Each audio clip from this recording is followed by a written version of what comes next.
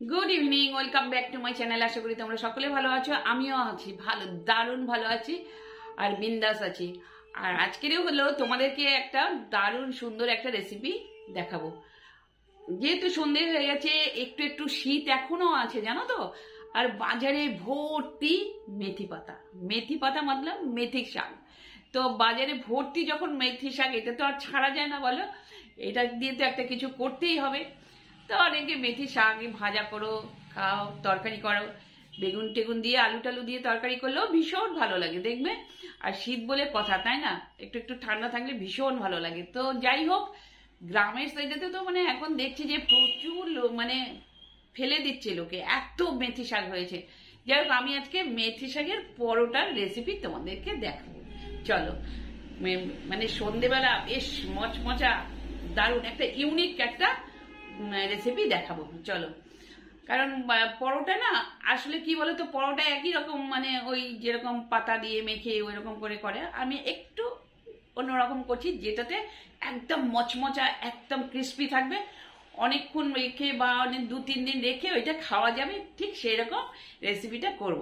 চলো, তোমাদের সঙ্গে শেয়ার করব, দেখতে থাকো। আশা করি তোমাদের ব্লগটা খুব ভালো লাগবে, খুব খুব ভালো। আজকে তোমাদেরকে দেখাবো ভীষণ স্বাদ এবং সুন্দর একটি হেলদি রেসিপি। আর এটা হচ্ছে মেথির পরোটা বানাবো। তো মেথির পরোটা বানাতে গেলে প্রথমেই লাগবে আমার মেথি শাক। বাজারে এখন প্রচুর মেথি শাক আছে। ফ্রেশ মেথি শাক নিয়ে এসে সেগুলোর পাতাগুলো শুধু নিতে হবে। পাতাগুলো নিয়ে একদম সুন্দর ফ্রেশ পাতাগুলো নেবে, নিয়ে এক বাটি একদম পাতা নিয়ে সেটাকে সুন্দর করে ভালো করে ধুতে হবে। একটা বাটির মধ্যে ভর্তি জল নিয়ে ভালো করে কষলে কষলে ধুয়ে, তারপর যে মাটিগুলো পড়বে, কারণ মেথি শাকে প্রচুর মাটি থাকে, সেটাকে ভালো করে ছেঁকে নিয়ে শুকিয়ে নিতে হবে। একটা ঝুড়ির মধ্যে নিয়ে নিতে হবে। ঝুড়ির মধ্যে নিলে কি হবে বলো তো, ওই শাকটার জলগুলো একদম পড়ে যাবে। তো জলগুলো পড়ে যাওয়ার পরে সুন্দর, ওই যে দেখো কত নোংরা পড়লো মানে এই সাথে বাটির মধ্যে। তো ফ্রেশ করে জলটা ছেঁকে নিয়ে শুকিয়ে, এবার আমি করব হচ্ছে সুন্দর করে একদম কুচি কুচি কুচি কুচি করে ছোট্ট ছোট্ট চিকন চিকন করে নিয়ে এই পাতাগুলো কাটব, কেটে একটা জায়গায় রেখে দেব। তারপরে আমি নেব হচ্ছে, এটা করার জন্য লাগবে হচ্ছে আমার আটা এবং ময়দা মিশিয়ে আমি করেছি। তার মধ্যে দেব হচ্ছে অরিগানো দেব, নুন দেব, জিরে দেব, আর একটু দেব হচ্ছে এই যে এটা হচ্ছে জোয়ান। জোয়ানটা একটু ক্র্যাশ করে দেব। আর দেব হচ্ছে একটু বেসন। বেসনটা কিন্তু মাস্ট, হ্যাঁ। এরপরে দিয়ে দিলাম আমি নুন। বেসনটা কিন্তু দিতেই হবে, মচমচা করার জন্য তোমাকে বেসন অবশ্যই দিতে হবে। তার মধ্যে দিয়ে দিলাম একটু কালারের জন্য হলুদ, একটু দিয়ে দিলাম কালারের জন্য লঙ্কার গুঁড়ো। লঙ্কার গুঁড়ো মধ্যে কাশ্মীরি লঙ্কার গুঁড়ো। তারপরে এটাকে সুন্দর করে মেখে, আর দেব হচ্ছে একটু আদা কুচি। তো এগুলো দিয়ে খানিকটা মিশিয়ে নিতে হবে।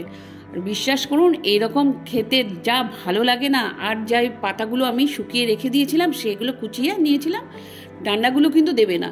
এগুলো সুন্দর করে ভালো করে ময়দা বা আটা যে যেটাটার সাথে করো, কিন্তু বেসনটা হচ্ছে সিক্রেট, এটা আমি বলে দিলাম তোমাদের। এরপরেই দিয়ে দিলাম হচ্ছে ঘি। ঘিয়ের সাথে তোমরা ঘি দিয়েও মাখতে পারো, আদারওয়াইজ তোমরা সাদা তেল দিয়েও মাখতে পারো, সেটাতেও ভালো হবে। তবে পরোটাতে একটু ঘিটা ভীষণ ভালো যায়, সেই জন্য আমি একটু ঘি দিয়ে নিয়ে মাখলাম। তো এটা সুন্দর করে নিয়ে মেখে, আর এইটা না আমাদের বাড়িতে প্রত্যেকে এরকম খেতেই বেশি ভালোবাসে। আর তোমাদেরকে আমি বলে দিলাম সিক্রেটটা, ঠিক আছে? ওইটা ব্যবহার করবে, দেখবে ভীষণ সুন্দর হয়। আর একদম ভীষণ পাতলাভাবেও মাখবে না, আর খুব টাইটভাবেও মাখবে না, মোটামুটিভাবে একটা সুন্দর একটা মন্ড করে 10 মিনিট কি 20 মিনিট এটা একদম ম্যারিনেট করে রেখে দিও। আর এই যে ওপরে একটু হালকা করে তেল অয়েল ব্রাশ করে দিও, তাহলে সুন্দর করে এবার একটা চাপা দিয়ে দেবে। অবশ্যই চাপা দিয়ে দেবে, হ্যাঁ। চাপা দিলে জিনিসটা খুব সুন্দর হবে খেতে।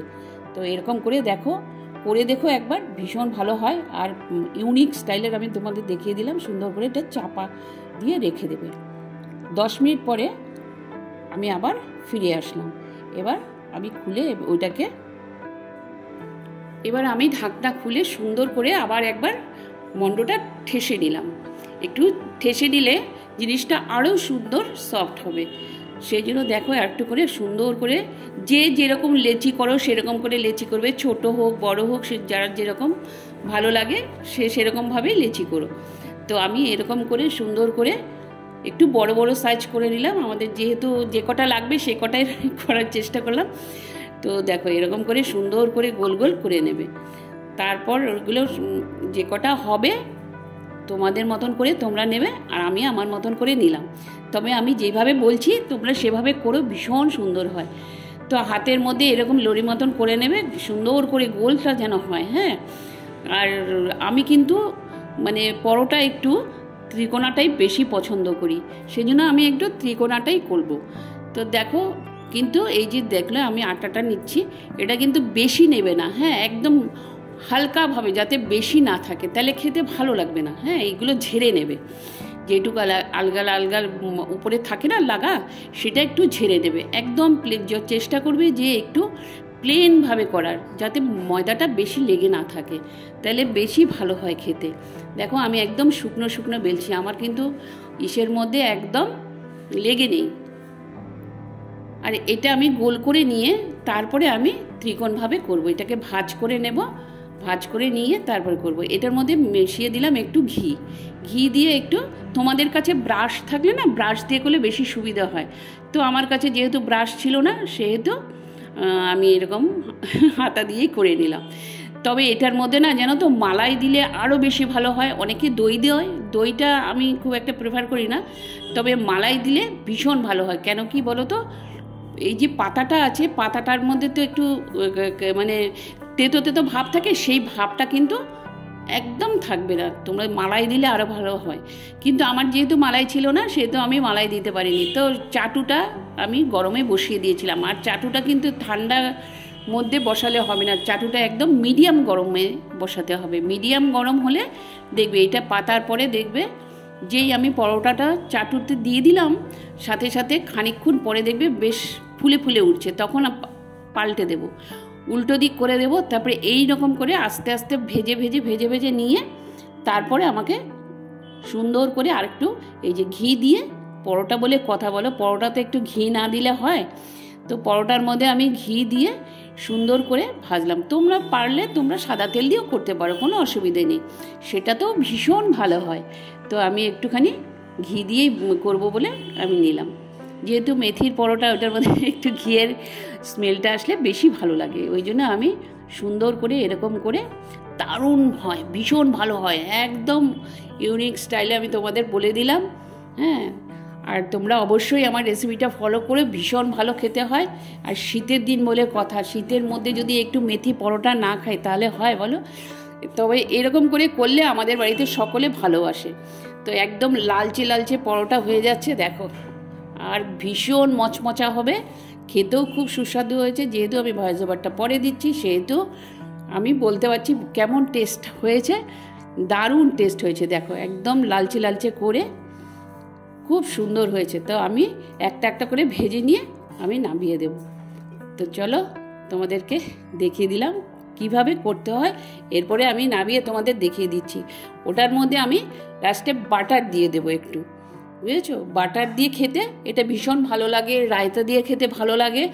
তো আমি বাটার অবশ্যই দেবো। এই দেখো, দেখে নাও, বাটার দিয়ে রায়তা দিয়ে খেতে অপূর্ব লাগে। পরপর আমি করে নিয়েছি, এরকম আমি দইও নিয়ে নিয়েছি, মানে রায়তা টাইপের করেছি। আর এটা হচ্ছে বাটার দিয়ে দেবো, ওই যে দই দিয়ে তোমরা করে খেও। আর বাটার বলে কথা না, একদম পুরো বাচ্চাদের টিফিনে এটা দেবে। যদি বাচ্চারা না খায় তখন আমাদেরকে বলবে একবার কমেন্টস করে। আর দেখো ভীষণ সুন্দর লাগে, বাটার পুরোটা ইসের মধ্যে মেখে টিফিন বক্সে রোল করে দিয়ে দেবে, অপূর্ব লাগবে, অপূর্ব লাগবে খেতে। তো দেখো তোমার পরোটার এসে রেসিপিটা কেমন লাগলো আমাকে জানিও।